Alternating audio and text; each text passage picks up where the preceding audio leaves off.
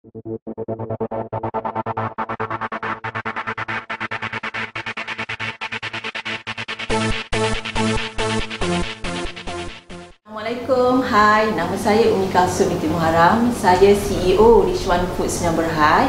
Kami adalah pengeluar kuih muih sejuk beku yang membawa brand Wan Zaleha.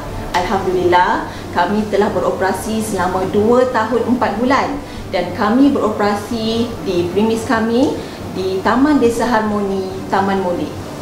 Sebelum join ke kelas, kami menggunakan platform pemasaran 100% offline saja. Kami akan ke kedai-kedai untuk approach kedai tersebut dan kami juga pasang banting, tapi hanya pada hari perayaan saja.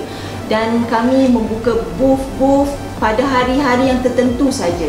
Itulah pemasaran kami sebelum kami join kelas. Alhamdulillah, saya telah join kelas FB @Kickstart Syahil. Selepas join ke kelas, Alhamdulillah daripada kosong jualan di online, kami berjaya membuat jualan sebanyak 8,000 dan bulan ini sebanyak RM12,000 sebulan. Selepas balik daripada kelas bulan 12, saya tak terus jalan iklan dulu, kerana saya mencari idea bagaimana nak pasarkan produk kami. Lagi-lagi produk kami ni frozen dan logistik untuk post ke negeri-negeri luar Johor ada isu nanti. Kami menjalankan iklan bermula bulan 2 2016. Kami menggunakan sistem pelanggan perlu membuat pembelian 5 paket kuih secara combo, dan yang bestnya kami hantar terus ke depan pintu rumah dan pejabat customer. Itulah keunikan Wan Zaleha yang tiada pada produk lain. Cabaran untuk menjalankan iklan ini, walaupun kita hanya di hadapan laptop, banyak cabarannya. Cabaran yang saya lalui adalah kita telah melabur duit tetapi tiada satu pun WhatsApp yang masuk untuk order. Tapi tipsnya, saya tak pernah stop iklan. Saya terus jalan setiap hari kerana saya tahu apabila kita stop, customer kita juga akan stop untuk membuat pembelian kepada kita. Apa yang bestnya dalam kelas ni, kami belajar bagaimana cara nak buat copywriting yang betul. Dan cikgu juga ajar pada kami macam mana kita nak buat ayat untuk closing customer apabila customer masuk buat pesanan pada WhatsApp dan FB page kita. Dan yang best lagi, kelas ni dia ada support group setahun tau. Jadi lepas balik kelas, bila kita tak tahu, kita boleh tanya terus kepada cikgu.